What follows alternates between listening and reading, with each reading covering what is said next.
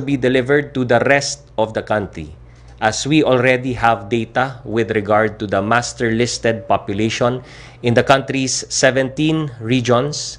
And as of yesterday, the master listed population stands at 222,783. And the vaccines shall be administered to them in 243 vaccination sites in all 17 regions of the country. 94 sites across Luzon, 18 in the Visayas, and 131 in Mindanao. Those to be given the initial doses are our health workers and other essential personnel.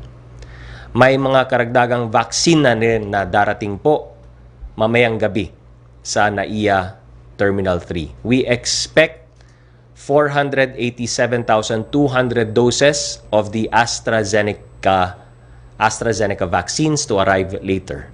And these comprise the first round of allocated doses via the WHO COVAX facility. At this point, we acknowledge that we have countrymen who still have reservations about receiving vaccines. But we believe that our kababayan should take their cue from the doctors, nurses, and medical personnel who have received the first doses of the vaccine. Naiintindihan po natin ng ating mga doktor at ng ating mga nurse ang kahalagahan ng pagbabakuna laban sa COVID-19. Government will mobilize all its resources to secure supplies of these vaccines and to roll them out at the soonest possible time. But this is only half the battle. To triumph in the war against COVID-19, every Filipino qualified to receive the vaccine should get vaccinated. Ito po ang inyong armas laban sa COVID-19.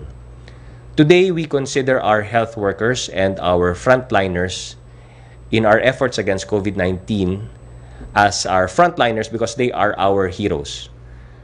Pero pag kayo po ay may bakuna na, kasama na rin po kayo sa mga frontliners because a vaccinated population will be our shield against this disease. Kaya magtulungan po tayo. Makinig po tayo sa mga eksperto, sa ating mga doktor at mga nurse. Let us keep in mind that we are not safe until everyone is safe. Now, I would like to provide some updates regarding the status of infrastructure projects intended to ensure our water security. Let me start by sharing some good news. According to the MWSS, or Metropolitan Waterworks and Sewerage System Chair and OIC Administrator Reynaldo Velasco, we expect to have a sufficient supply of water this year in Metro Manila. Wala ho tayong water shortage dito sa Maynila. Be that as it may, the MWSS is taking steps to ensure that we have an adequate supply of water this summer, and it is also working to fast-track several projects that will address the water requirements of NCR in the long run. The projects included for the long term are the new Centennial Water Source or Kaliwa Dam Project, the long-term water source development for Metro Manila Project or the Upper Kaliwa and Kanan River, the East Bay Water Supply Project Phase 1 and Phase 2, the Wawa Kalawis Water Supply Project Phase 1 and Phase 2. Altogether, these projects will be able to supply a total of 1,368 million liters per day or MLD. Bago natin sagutin ang mga tanong mula sa media, nais kong sabihin sa ating mga kababayan na umpisa na po natin ang pagbabakuna. Sunod-sunod na ang pagdating ng iba pa. Ang ating mga manggagawa sa sektor ng kalusugan, mga eksperto sa medisina, mga doktor at nurses sa pampublikong ospital at maging sa pribado ay nagpaturok na ng bakuna. Huwag na tayong magpatumpik-tumpik o mag-alinlangan. Kailangan nating mabakunahan. Kailangan nating magtulungan. Thank you very much. Let's now open the floor to any questions or clarifications from our friends from the media. Thank you very much, Kabsec. As a reminder to our participants, today's virtual press conference is on the record. We have a live streaming on the PCOO page, PCOO Global Media page, and other PCOO affiliated FB pages. Media participants can now ask questions live via Zoom, or you may send your questions through the Zoom Q&A chat box, and I will read your questions later. So with that, let's get started. First question will come from Mela Lesmoras of PTV4. Mela?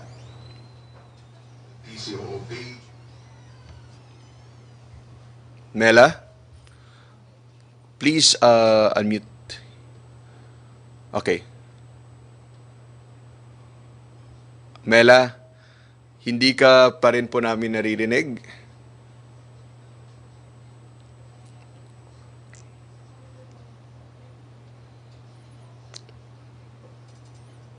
Okay, balikan na lang natin si Mela habang inaayos niya yung kanyang audio.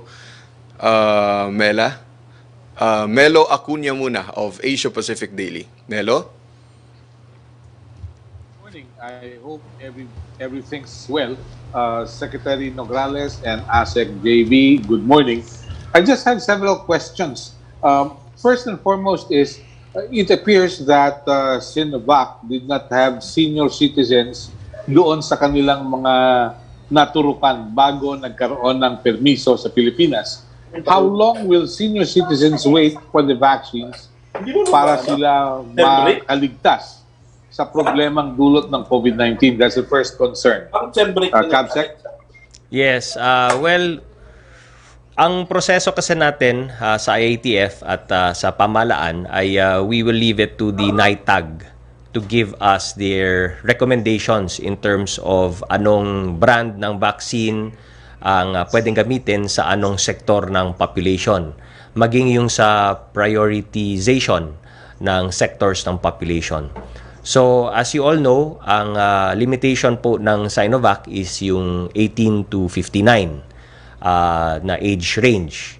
Kaya nga po, right now, the decision or the direction of the NITAG is not to use the Sinovac sa ating mga senior citizens. Kaya nga po, sa pagdating ng itong batch ng AstraZeneca mamayang gabi, ito na rin naman pong brand na to ay idadaan muli sa recommendations ng NITAG. Wala naman pong limitation sa edad ang AstraZeneca vaccine. So we will await for the advice on the NITAG in terms of saan gagamitin itong AstraZeneca vaccine. Kung ito ba ay gagamitin natin sa mga senior citizens na healthcare workers na hindi natin inoculate gamit ang Sinovac, or sa senior citizen population group. So we await the advice, of course, of the NITAG, but first things first, sasalubungin muna natin yung vaccine doses ng AstraZeneca sa airport mamayang gabi. Melo? Opo, thank you very much for the update. Now, another concern is the plight of retirees, government retirees. I was told that they have been told to wait for several months before the ombudsman can grant them clearance. And while waiting for the clearance, they have no wages, they have no benefits. So is there a way that the Duterte administration could alleviate the plight of retirees from government service? After all, they devoted the most productive years of their lives in government service. Well, ito naman pong issue na to will be something that we can take up in our interagency cluster, no? Apart from in my capacity as cabinet secretary, yes, we also have an interagency cluster called the Cabinet Assistance System. So it may be a topic that we can take up in our next CAS meeting. Yes, thank you very much, Secretary. One more issue I'd like to raise this morning is, will there be any statement from Malacanang about the incident last night in Iloilo City, where one of the petitioners against the Anti-Terrorism Act by the name of Attorney Angelo Karlo was reportedly stabbed by two unidentified men? He was stabbed in the head and the shoulder and is in critical condition. May we have your thoughts about this? I don't have a statement to issue at the moment. Let's await if spokesperson of the President, Harry Roque, will have a statement later on. Thank you very much, Secretary. Thank you very much, Assistant Secretary JB. Thank you. Salamat, Melo. Thank you, Melo Acuña of Asia Pacific Daily. Okay, balikan po natin si Mela Lesmoras ng PTV. Mela, go ahead po. Yes, ASEC JV, do you hear me now po? Yes, loud and clear po. Okay, good morning, Cabsec Nograles. Good morning, ASEC JV. My first question lang po, Cabsec Nograles. Last time po kasi in-announce nga ng Malacanang na si Pangulong Duterte yung namili kung sino yung mangunguna sa vaccination para sa CoronaVac ng Sinovac. Kagabi po ba sa cabinet meeting, nagsabi po ba si Pangulong Duterte kung sino kaya yung dapat mauna naman sa pagpapaturak ng mga bakuna mula sa AstraZeneca?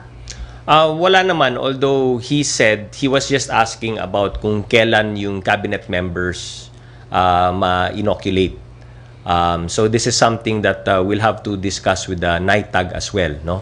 Gaya ng sinabi ko, ang proseso kasi natin ay dinadaan muna natin sa NITAG ang lahat ng pagpa-prioritize. But to the President's mind and concern, I believe, is that he considers us in the cabinet as also frontline workers and very much exposed. Also, no, kita nyo naman, lahat kami umiikot sa mga hospital, doing the simultaneous ceremonial inoculation. In fact, next week, magkakaroon ng simultaneous inoculations also, no, na ceremonial inoculations in different regions. So, kumbaga, masyado kami exposed, kaya nag-aalala lang si Pangulo. Kaya we will refer the matter to the NITAG and ask for them to consider, no,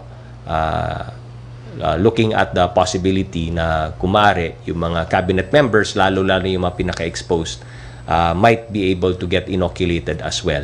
Again, it's a work in progress. It's too early in the day to say kung ano yung magiging decision ng NITAG tungkol po dyan.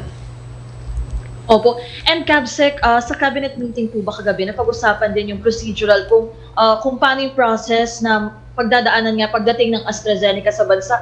Katulad po ba nung Sinovac, ganun din po ba yung magiging proseso? And saan hospital po kaya ito unang idediretso? Ito na nga po yung i-consult namin with the NITAG, no. There has been discussions about gaya ng sinabi ko kanina, the possibility of using AstraZeneca again for the frontline and medical workers natin na senior citizens. Because yung limitation kasi ng Sinovac is hanggang 18 to 59 lamang. But we also have doctors, nurses, medical and health frontliners natin who are above or 60 and above. So we will refer this to the NITAG and hopefully we'll get their recommendations very soon, especially since forthcoming na, no, mamayang gabi na darating AstraZeneca, and we'd like to immediately roll out the AstraZeneca vaccines. So perhaps yun nga ang magiging decision, but also we have to take into consideration also na yung next na segment in the priority list apart from medical and health personnel are our senior citizens. So that is also something that has to be considered by the NITAG, and we will await their recommendations with regard to that. Opo. And my last question, Cabsec, kasi nabanggit nyo kanina na makaka-assure yung ating mga kababayan na hindi mawawalan ng supply ng tubig kahit nga ngayong summer. Pero alam naman natin, kapartner ng tubig ay kuryente. Napag-usapan nyo rin po ba yung electric supply po natin? And bukod po sa mga nabanggit nyo, ano po kaya yung mga napahapyawan pa na issues sa cabinet meeting? Well, sa ano naman, sa kuryente naman, hindi natin specifically nalagay sa agenda ang tungkol sa kuryente. Maaring sa next cabinet meeting just to make sure na maayos din yung supply ng kuryente. No indication was made by Secretary Cusi at ng Department of Energy even in the last cabinet meeting na napag-usapan ang tungkol sa lifeliners naman po, no. So no indication was made na magkakaroon tayo ng problema sa kuryente. But just the same, we'll take a look if it's something that DOE will wish to discuss in the next cabinet meeting. Iba pang pag-usapan ni Pangulo, basically more on the concern about the vaccines, and that he wishes to continue with our development efforts, especially sa mga far-flung barangays, no? Sa mga geographically isolated areas, sa mga areas na nangangailangan ng development. He said that now is a right time for us to get also the support ng mga pagbibigay ng suporta sa mga barangays na nangangailangan ng developmental support from the government. Okay, thank you so much, Cabsec Nograles, Asset JV. Thank you, Melales Moras of PTV. Questions from Tina Mendez of the Philippine Star. With the vaccine rollout, when will the IATF allow children age 14 below and senior citizens to go out their homes for leisure and travel purposes? What will be the considerations for the government to lift the ban? Thanks. Well, sa travel and leisure, no, this is something that the President has already delegated to the Department of Tourism, and the Department of Tourism now is very busy in creating tourism and travel bubbles in different parts of the country. But the DOT can only do so much because lahat naman yan ay nakalatag na, and they're ready to partner with the LGUs. So necessarily, we will need the LGUs to say yes to the DOT. But as soon as the LGU agrees to create a travel and tourism bubble in their locality, the DOT is ready to work with them and create that travel bubble. So it's really a partnership, no? The DOT cannot do this unless the LGU accepts the help of the DOT and collaborates with the DOT in that regard. Napag-usapan din muli yung kagabi yung tungkol sa face-to-face classes, no? So again, the President reiterated his stand that he wants to see a more rigorous, a more widespread rollout of the vaccination program. Ang sabi nga niya is that unless he sees about, he gave a figure like 2 million vaccines being rolled out, no, as a start, then that's when he will start reconsidering about itong pagbubukas more openly ng ating GCQ areas, to consider again putting it under MGCQ, and dun sa limited face-to-face classes.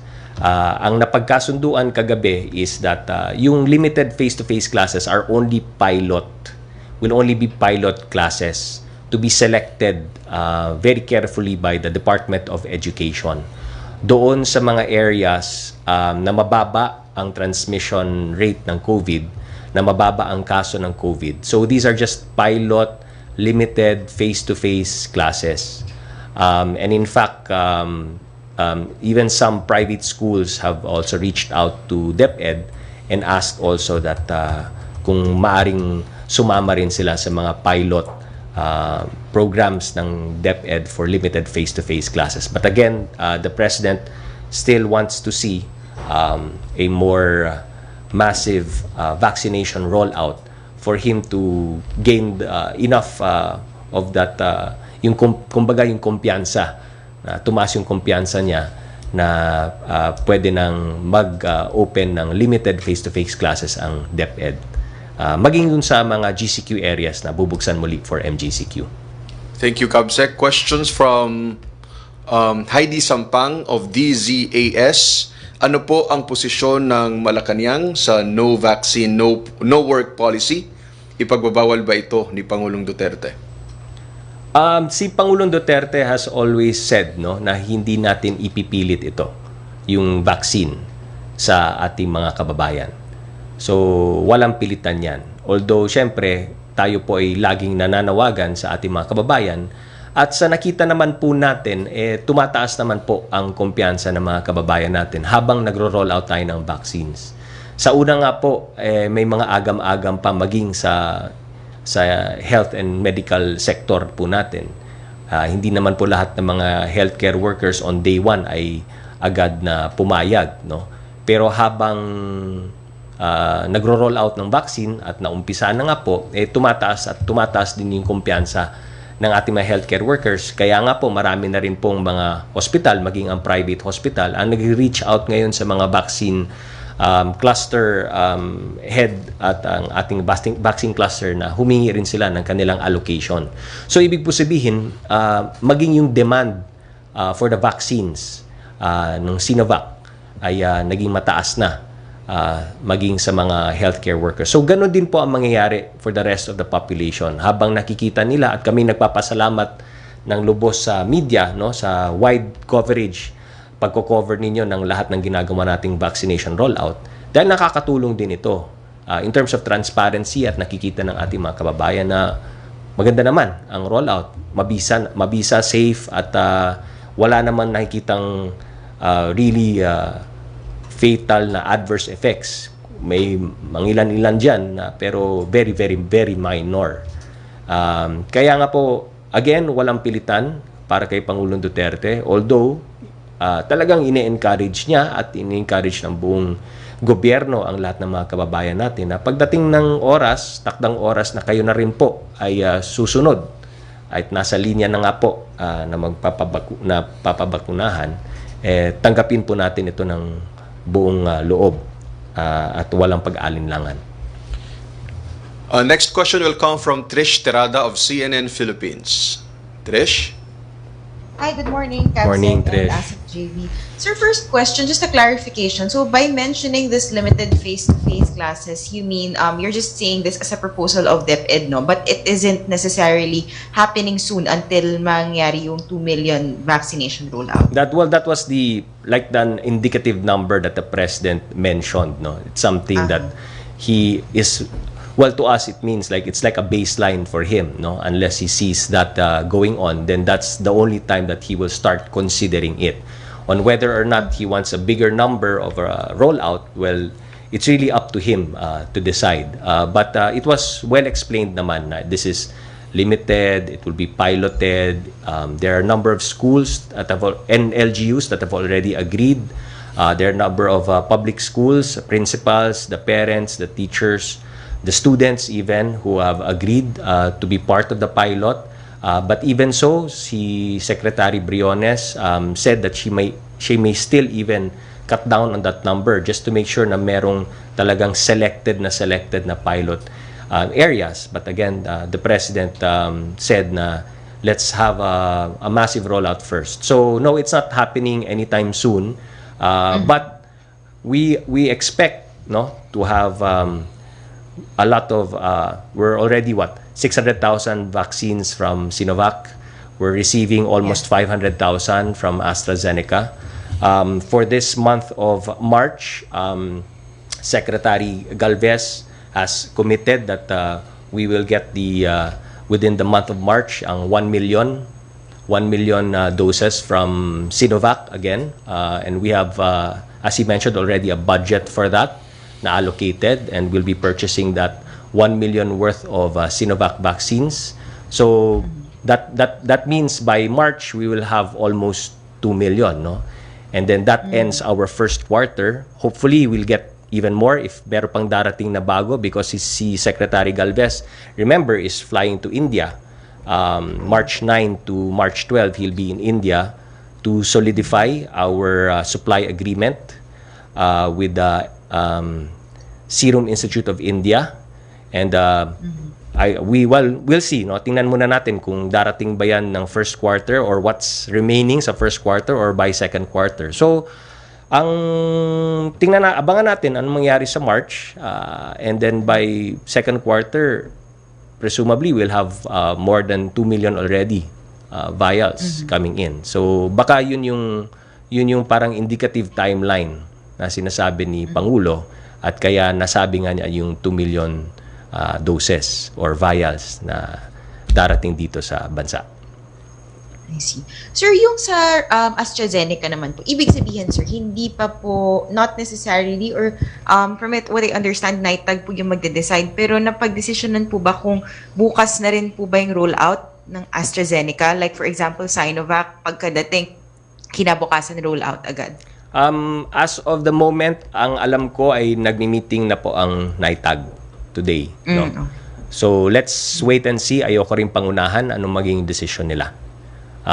Sir, abangan na lang Sir, natin. napag-usapan po ba sa cabinet meeting last night, yung South African variant, kung ano po yung magiging steps? What was the initial impression of the president? How does the government plan to contain it? Kasi sinasabi po ng experts na kung hindi natin mako-contain itong South African variant, posibleng masayang po yung AstraZeneca doses natin. Well, liwanagin lang po natin, no? Yung South African variant or even the UK variant or kung ano man mga variants na alam po natin, yung mode of transmission is still the same. So, ibig pong sabihin, to protect against catching the COVID-19, we still have to stick to the same health and safety protocols, no? Yung hugas kamay, social distancing, face mask at face shield. Wala pong pinagkaiba yan. Ang sinasabi lang po nung sinasabi mas transmissible is mas efficient yung variant na to in terms of pagkapit niya sa mga cells natin. But in terms of its transmission from one person to the next, ganun pa rin po yung protection natin. I guess what it means is that it only emphasizes and underscores the fact na kailangan po talaga natin ng mas massive at mas mabilis na rollout to protect us, to give an added layer of protection dahil nga po meron tayong bakuna. So yun po ang same na pabalik-balik na sinasabi po natin sa ating mga kababayan na kahit nandyan na po yung bakuna, tuloy-tuloy pa rin po yung ating health and safety protocols. Ganun pa rin po, walang pinagkaiba ang transmission yan. Kaya dapat patuloy pa rin. And right now, the LGUs naman are already exercising their localized lockdowns, no? At patuloy pa rin naman ang pagmamonitor ng IATF, maging ang DILG, maging ang Department of Health dun sa mga localized lockdowns na ini-impose ngayon. And also, in addition to that, if you remember in the previous cabinet meetings, napag-usapan din po natin yung mas malawakan na genome sequencing na ginagawa po natin. Kaya nga natin na-detect na may mga variants na ganyan. So, ipagpatuloy pa rin natin at may nakalaan na pondo at pera po dyan para patuloy pa rin yung mga genome sequencing na gagawin natin so that we can detect the presence of these variants in our population. Thank you. Alright, thank you, sir. Thank you po. Thank you, Trish Terada of CNN Philippines. Question from Rida Reyes of GMA News. Prices of galunggong have again skyrocketed to an average of 280 pesos per kilo. Fisher folk groups are calling on the government to seriously consider the implementation of a price ceiling. May we know what steps are being taken by the IATF Task Force of Food Security in response to this? Hindi naman per se na pag-usapan yung price ceiling sa isda. So, imo-monitor po natin itong mga presyo hindi lamang ng galunggong pati yung ibang mga presyo ng pagkain po natin. And we will await kung ano yung magiging hakbang or ano yung magiging action points ng Department of Agriculture tungkol po dito. But sa pagkakaalam po namin, the Department of Agriculture is also working very closely together with the BFAR, with our different fisher folk groups, no, and organizations, at minomonitor po natin yung mga presyo ng ng pagkain, no. So this is something that the Department of Agriculture is on top of. Sir, questions from Jen Galvez of Vanguard Radio Network. Any reaction from the President regarding the dissenting opinion of some economic managers and experts regarding his previous announcement on the Philippine recovery by 2023? Will the Bayanihan 3, if any, be certified as urgent as well? If so, how soon? Hindi naman per se na pag-usapan yung Bayanihan 3 in the cabinet meeting. It wasn't in the agenda, hindi rin naman na pag-usapan per se. But our economic managers are also confident na pag lumuwag po tayo ng community quarantine at pumunta po tayo sa MGCQ across the country, lalong mas mapabilis po natin yung pag-angat ng ating ekonomiya at at the same time, mas mapabilis din po natin yung pagbabalik trabaho at hanap buhay ng ating mga kababayan. Ito mga community quarantine na to, syempre nagka-create ng certain restrictions. But as I mentioned earlier, even with the decision to keep NCR and some provinces under GCQ, the economic managers natin at kasama dyan ang DTI are doing already adjustments within the framework ng GCQ para mas mabuksan pa natin safely ang ibang industries. Dahil ang ending po talaga niyan, ang gusto po natin mangyari ay mabalik natin sa pagtatrabaho at sa hanap buhay ang ating mga kababayan. So, there are certain industries na kinakategorize na po ng DTI under Category 3. No? So, we have 4 categories, 1, 2, 3, and 4, di ba? At yung Category 4 under GCQ ay hindi pa po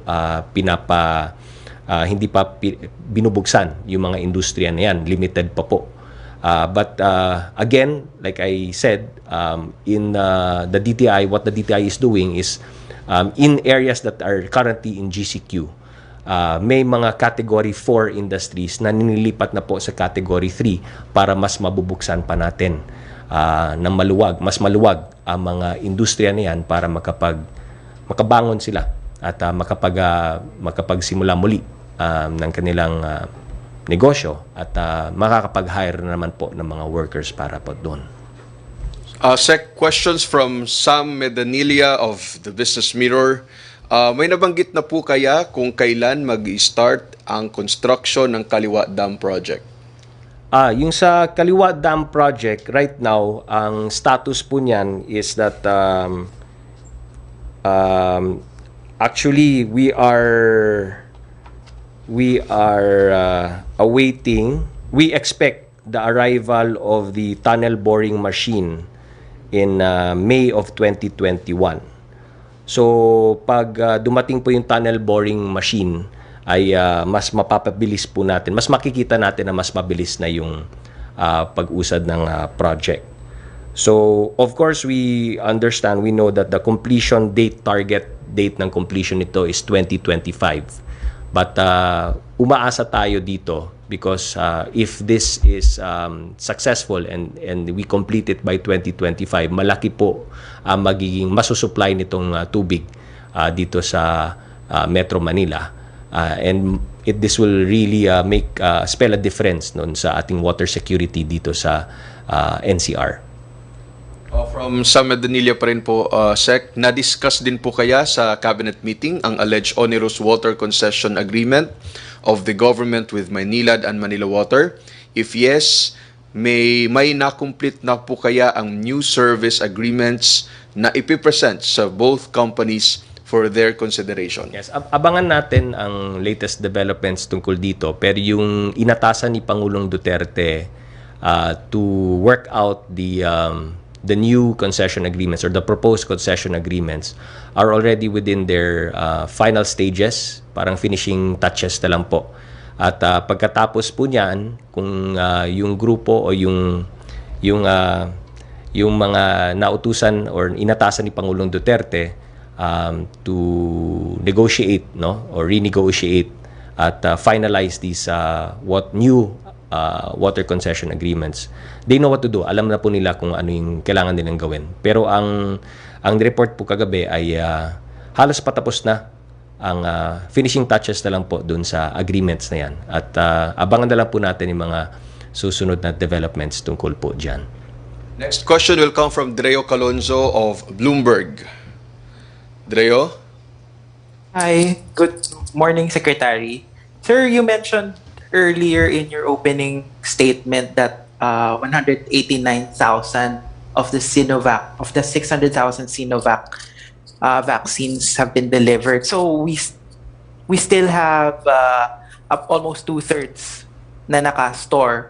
So is this a good enough pace? And then also what's causing the bottlenecks, and how do we plan to speed up the deliveries po to our hospitals? Hindi naman, wala naman delay. That's just a report of where we are now. In fact, today, tomorrow, the day after, the next day, tuloy-tuloy pa rin yung pagro-roll out natin at pagde-deliver. So in terms of bottlenecks, wala naman kaming nakikitang bottlenecks.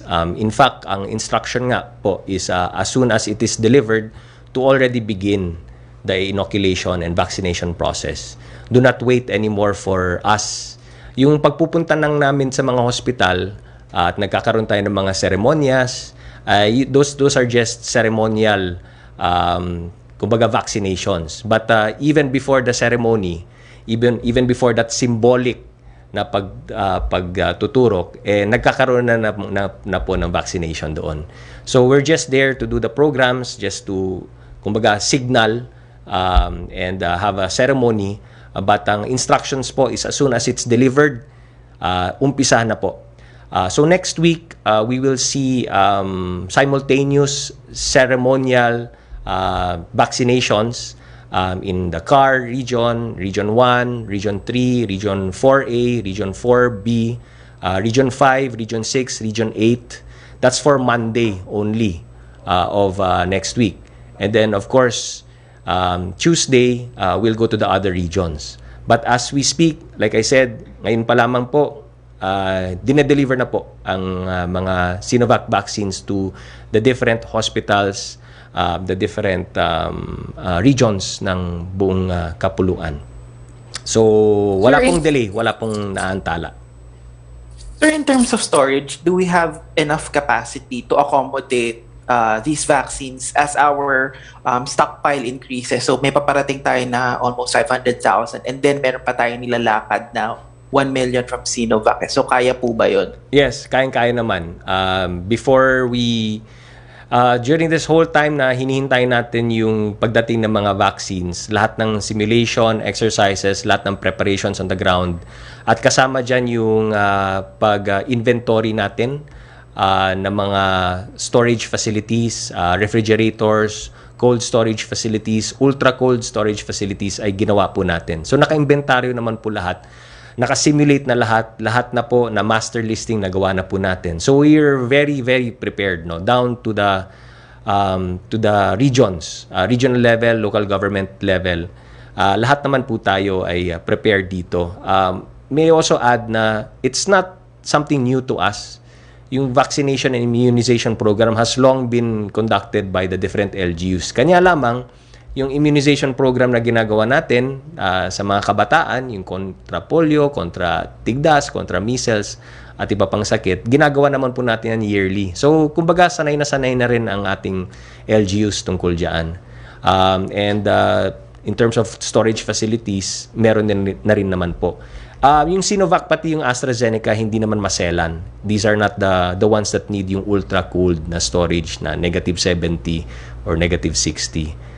These are very easily stored just like any of the other vaccines that we're used to. Kaya hindi naman mahirap para sa atin to handle these vaccines.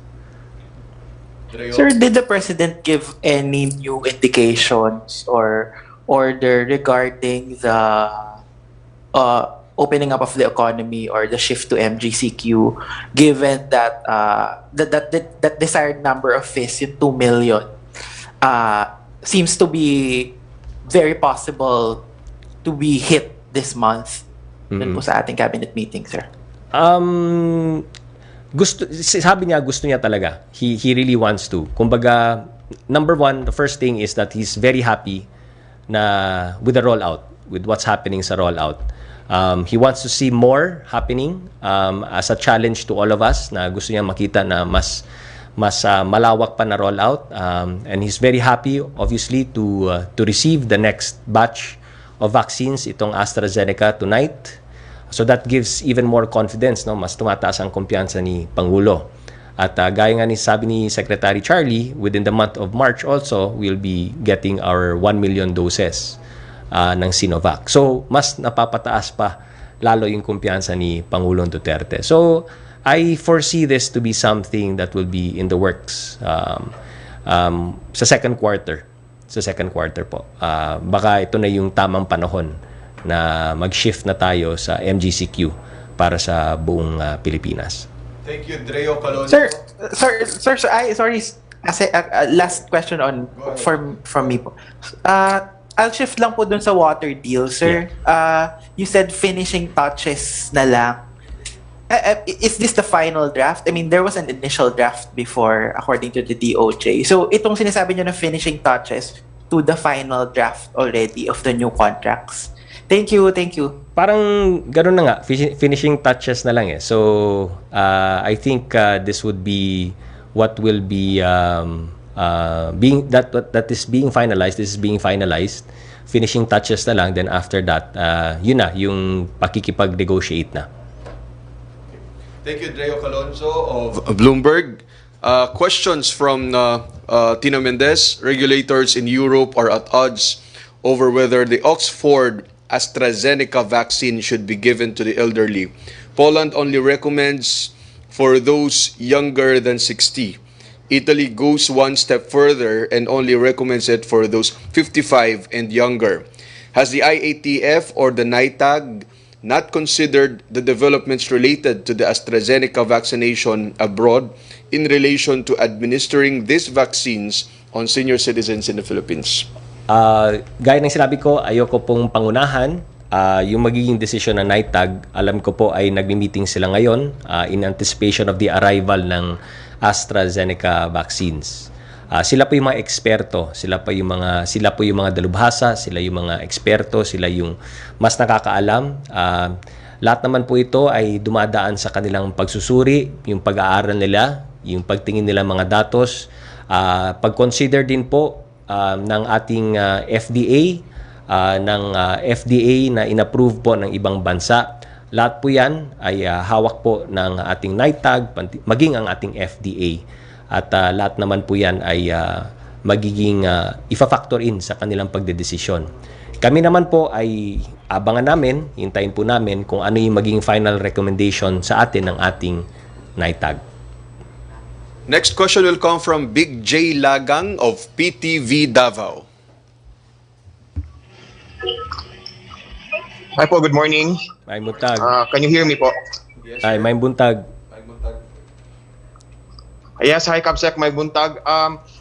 Sir, klaruhin lang natin, no? Kasi some of domestic travelers are may interpretation sila na parang useless yung nilabas na directives ng IATF on travel, parang travel uniform Uniform among all travel LGUs. protocols. Kasi Opo. may ibang mga LGUs na nagre-require pa rin ng RT-PCR, like recently yung Zamboanga City naglabas sila ng memo na or executive order na require pa rin yung RT-PCR, and some of LGUs like Kidapawan also bawal pa rin makapasok sa kanila yung 15 below and 65 years old and above. As co-chair po ng IATF, Kabsek, ano po yung clarification yun regarding this? Yes, ang ginawa po natin, nagawa tayo ng general rule. Ang general rule po ay no testing required. No testing required. Ang exception na hinihingi ng mga LGUs ay pagbigyan po daw po sila ng kumbaga ng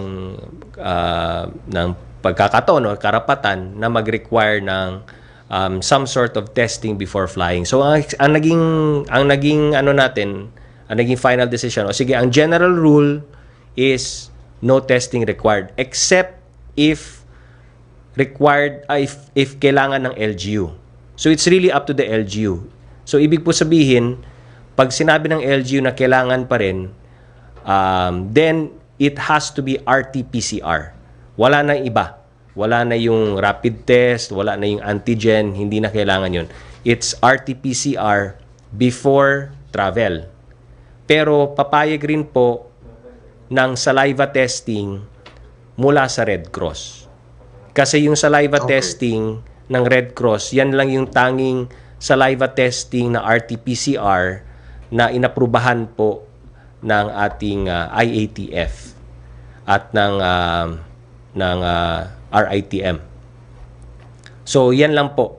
So para maliwanag yan po, para wala na yung iba-ibang testing. Basta kung kailangan ng testing, it is RT-PCR before the travel. Pero pwede po saliva test ng Red Cross. Pero yung quarantine po, ang pinakiusap namin sa mga LGUs, wala nang quarantine. Kasi nagkakaroon din ng problema sa quarantine. Ika-quarantine lang po kung upon symptoms check ay makikita po na meron siyang sintomas. Then that's the only time you quarantine and then you test doon. Kasi nga may symptoms, checking ka at makita mo na may sintomas, so syempre yung first line of defense mo is to quarantine the person, the individual, at i-test mo just to find out kung meron mga ba. And the testing should be RT-PCR. Pero kung wala namang sintomas, dapat wala ng quarantine. Especially kung sabihin mo na kailangan niya ng RT-PCR before travel, sige, nagdala naman siya ng certificate na may RT-PCR negative test siya at wala naman siyang sintomas, wag mo na i-quarantine, palusutin mo na.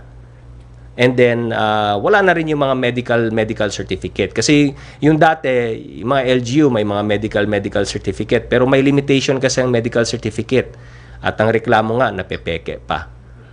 So, yun na po. Yun ang pag-standardize natin nung ating procedure at protocol for travel, domestic. Big J? Okay, kasi yes, you've mentioned, Kabsec, no, wala na yung travel authorities from COVID Shield and also health certificates. Pero nagiging hindrance pa rin sa travel yung iba't ibang QR code system na ipinapatupad ng LGUs. May mga napapag-usapan ba as to measures na gawing general QR code system na siguro ang ipapatupad ng mga LGUs po? Yes, yun yung QR code dapat na under sa Stay Safe. So nandun nga yun sa IATF resolution na ang i-adapt natin na system should be Stay Safe, pati yung SPAS na dinevelop ng DOST. At sana, at ito po yung wino-work out na ng DILG na lahat ng mga LGUs ay magkaroon ng integration na po doon sa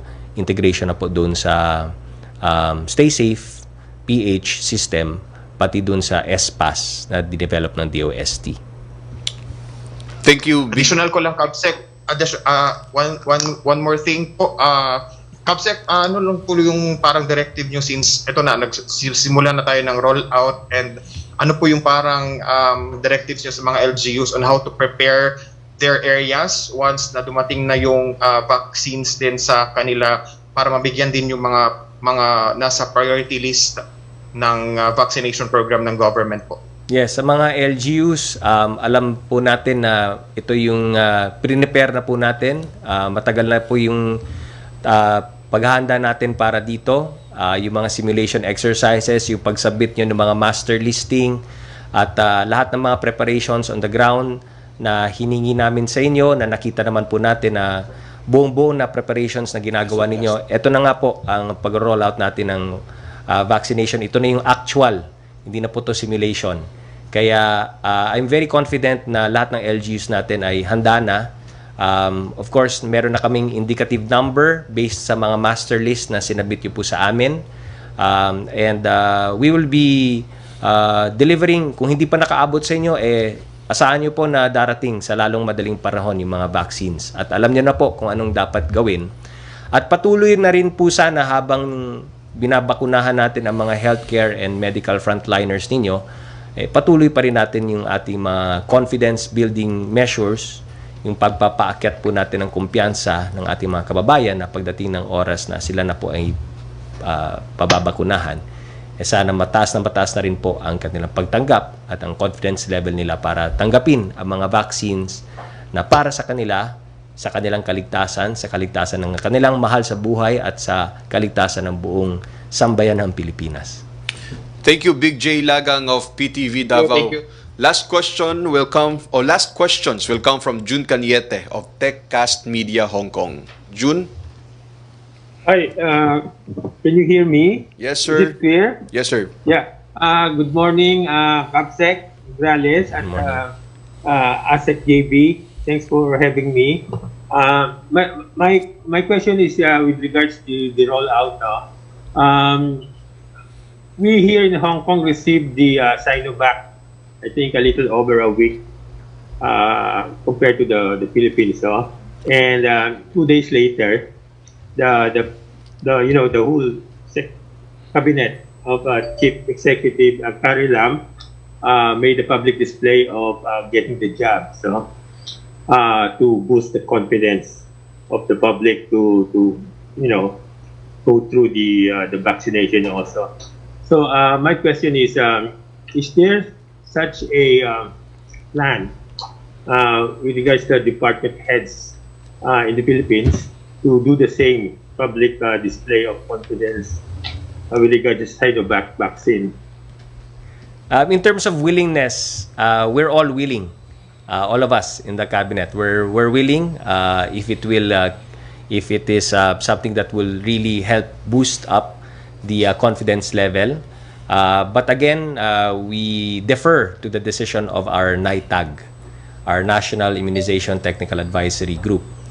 Given that we have limited stock right now in this first quarter, but anytime when the NITAG feels that the stocks are sufficient, and that and of course the President also wants our cabinet members, officials to be vaccinated because we're also quite exposed to the virus.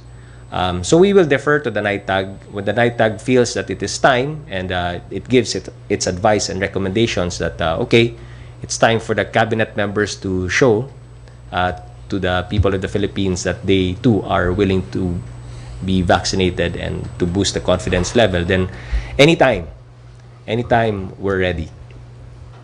Maraming salamat po, Kabsec. Thanks. Thank you, June Cañete from TechCast Media. Okay, sir, yan po yung huling katanungan natin. Meron po ba kayong huling mensahe bago tayo magtapos? Yes, ngayong linggong ito, this week, ay naging napaka-historical para sa bansang Pilipinas. At sunod-sunod na pangyayari, magandang mga pangyayari. Mula sa pagtanggap natin nung Sinovac vaccines, sa pag-roll out natin nung Monday, Tuesday, Wednesday, at maging ngayon. At today, tatanggapin na naman po natin ang panibagong donation mula sa WHO COVAX facility ng panibagong brand na naman po ng vaccines. Itong dalawang brand po nito ay naaprubahan ng ating FDA at siguradong ligtas at mabisa po para sa lahat. Nagpapasalamat kami sa lahat ng mga healthcare workers natin, mga medical frontliners natin sa buong pagtanggap nila ng bakunang ito. Kami rin po ay nagpapasalamat na sa pamamagitan nitong mga rollout na ito ay napataas po natin ang kumpiyansa, ang confidence level. Gaya nga ng sinabi ng ilan sa amin, what a difference a week makes. Nakaraang linggo, napakababa ng confidence level. Ngayong linggong ito, napakataas naman po. Sana patuloy pa rin at tuloy-tuloy itong mga gagawin natin mga hakbang para mas maparami pa natin ang vaccines para sa bayan, mas maparami pa natin ang mababakunahan at mas mapoproteksyonan pa natin ang buong sambayan ng Pilipinas. And of course, it's Women's Month today, so happy Women's Month to all our mothers, sisters, wives, girlfriends, and all of the women who make a difference in our lives, whether it's in our personal lives or even in terms of running the nation and pushing for reforms and all of the different other advocacies that we have in making this a better world for everyone. Maraming salamat po at mabuhay po. Ingat po lagi. God bless. Thank you, Cabinet Secretary Karlo Nograles, and sa lahat to ng atin pong mga kasamang media na nag-participate at mga tumutok sa atin pong virtual presser ngayong umaga. Muli, salamat din po sa Radio Television Malacanang at sa News and Information Bureau Transcript Section at sa PCOO. We will provide a transcript as soon as it is available. If you haven't already RSVP'd, please send an email to pcooglobalmedia@pco.gov.ph. You can also follow us on Twitter, Facebook, and Instagram for more updates about the administration and PCOO Global Media Affairs. Thank you again, and until the next virtual presser, good day to all of you. Thank you, sir.